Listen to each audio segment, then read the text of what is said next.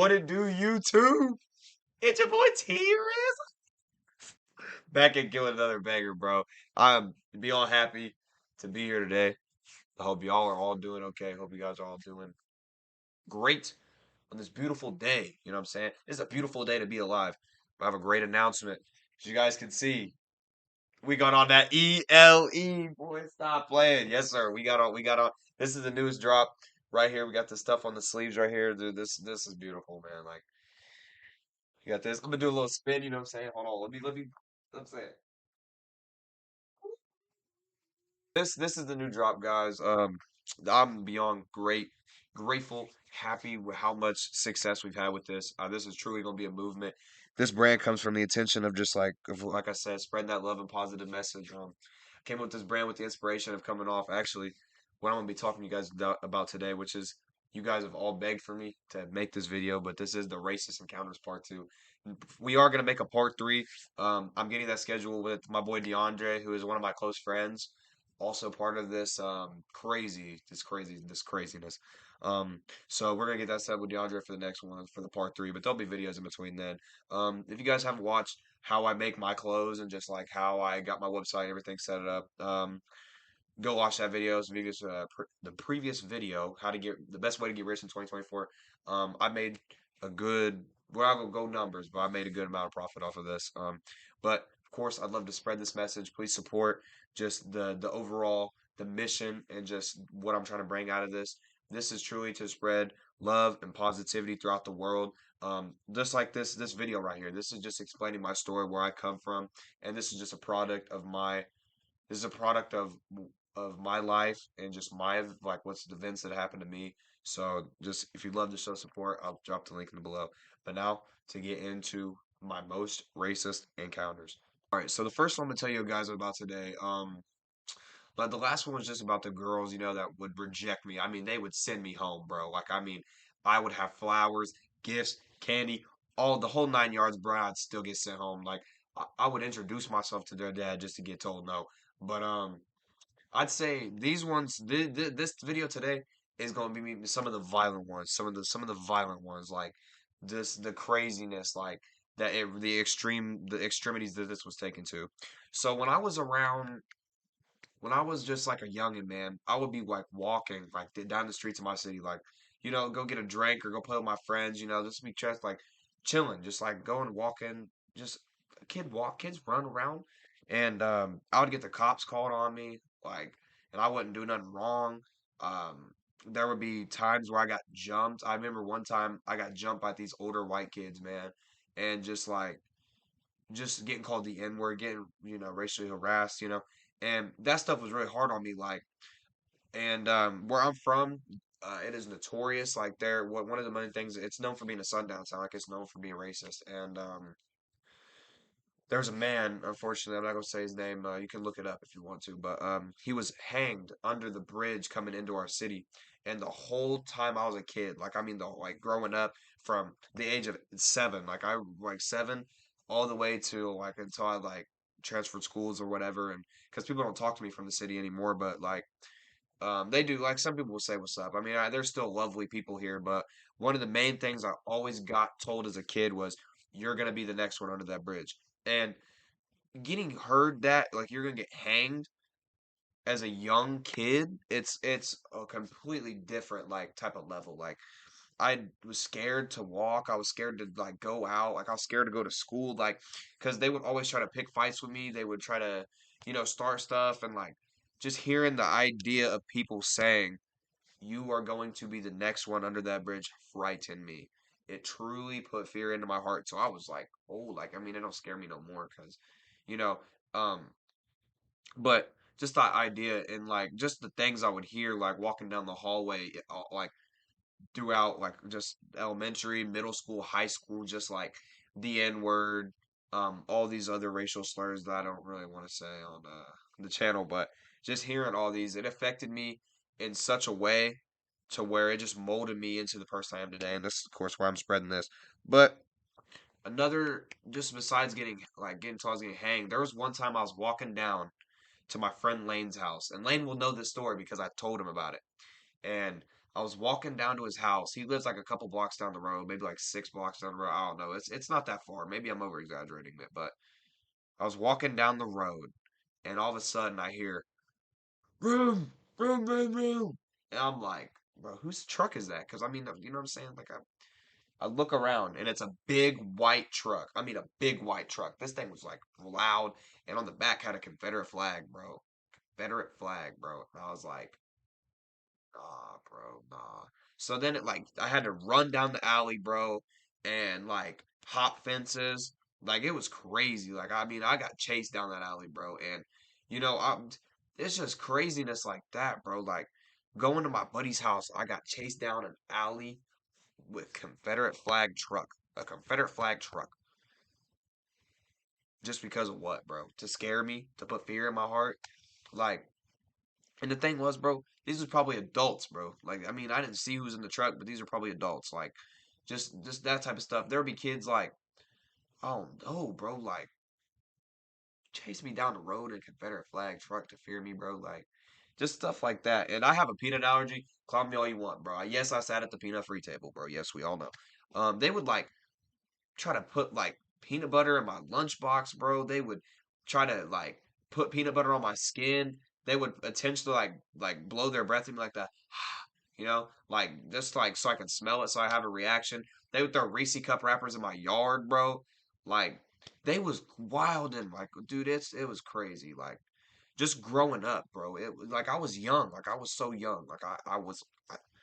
Another story that I remember from being an elementary kid is there was an author, and like there's an author coming in. I don't remember the book. I have to find it, but it was like a really popular book, and he came to our elementary school, man. And he was, he pulled up, it was crazy. We were all excited, and the principal, like my mom and the principal had like a problem or whatever, because like I would be always be getting picked on, or I'd always get like something like that, bro. Like it was just me. She would always have to be out there because no one would back me up. I was the only black kid in the whole building for most of my life. Like, if anything happened to me, it was like, oh, it's one versus like 200 kids, like. So people just like I didn't really have many friends. But this specific story, um, the author came in right, and they had peanut butter pie for like all the kids to eat, and they all knew I had a peanut allergy, bro. Like it was very clear. I was a fifth grader. Like I've been there all 5 years of my life because I didn't go to kindergarten there, but first through fifth I was there, and they all knew like I had a peanut allergy, and then they brought this author in with peanut butter pie, and I was like, I can't be in this room, like you know what I'm saying?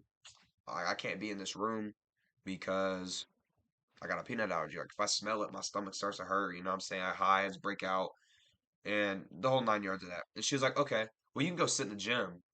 And like the way it was, the cafeteria was here, and there was a wall, and then the gym was behind the wall, and the wall was movable. You could like move the walls, like it was kind of cool, but dude, I sat in the gym by myself. I sat in the gym by myself with my book. No food, no teacher, no friends, no author. He was in the cafeteria, bro. And I sat in the gym by myself as a little kid, bro. I sat in there. And I remember just sitting, like feeling so alone. Like I felt so left out, felt so alone, so sad. Like I remember just sitting there.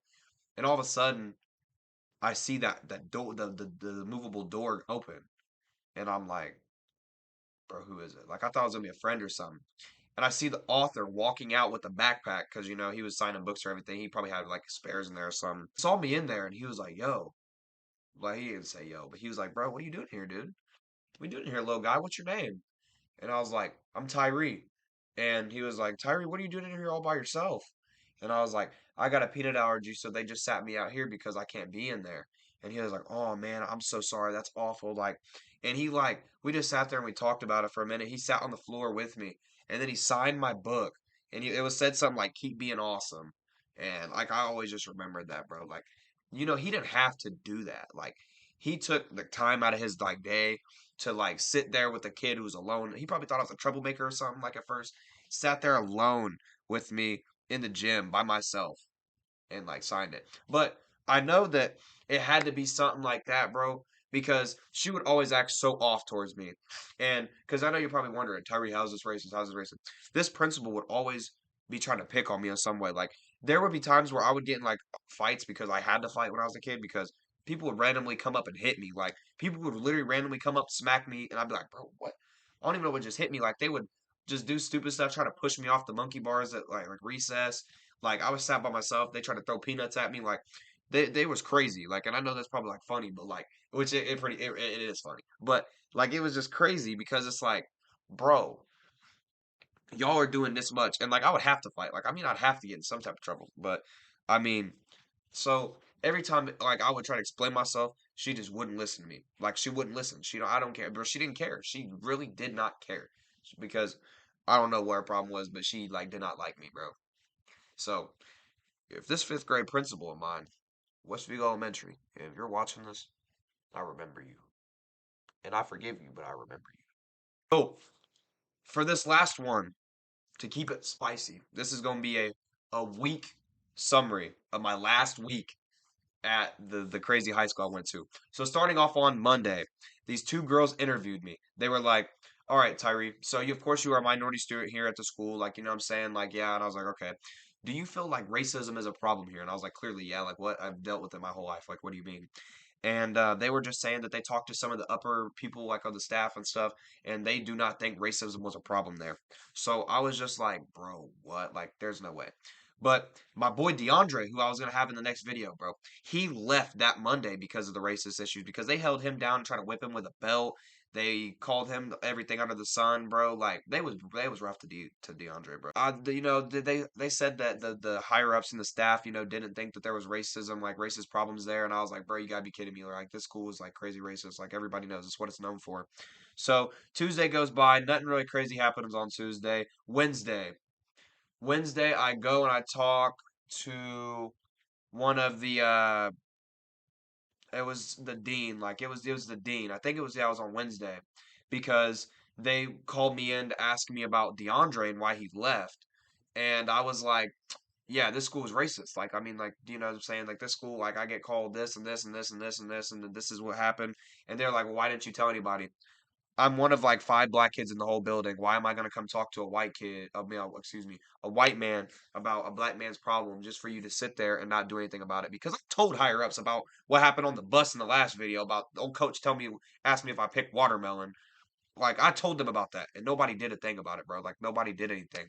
And so we were all in this meeting room, and I on my mom, on me, on everything. I swear on everything. The dean looks at me. He looks me dead in the face, and he said, a couple months ago, there was a kid who said the N word, and they called his parents. Okay, they called his parents, and his exact words, bro. His mom said that they don't care because his uncle is a grand dragon in the KKK. A grand dragon in the KKK, bro. What? Where am I at, bro? What is this 1923? Like a grand dragon in the KKK in 2022 when this took place? Like what?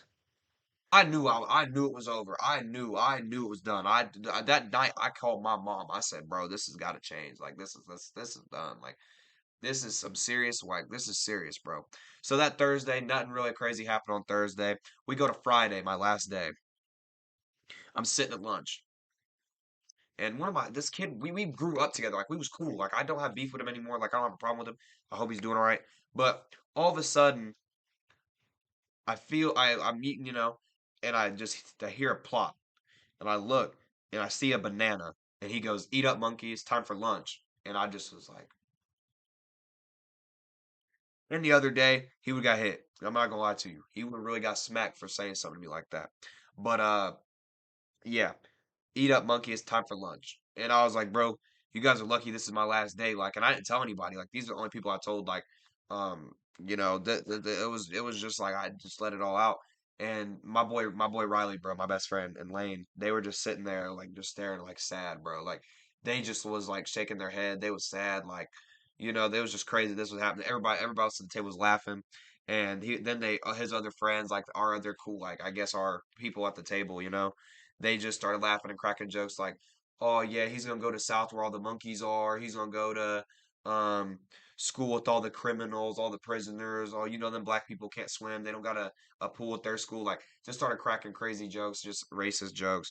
And none of this video is to target or to get any of these people in trouble. These videos are strictly to inform and tell my story. So anybody else out there anybody else out there who's the only black kid in their whole school, anybody else out there who's been racially targeted, anybody out there who's been harassed, profiled, judged, they can see it and know they are not alone. You are not alone, bro. I'm telling you, you are not alone. I went through all this craziness, this harsh, this craziness in my life, bro. Just to reach out to those, maybe it could be one singular individual to let you know you are not alone.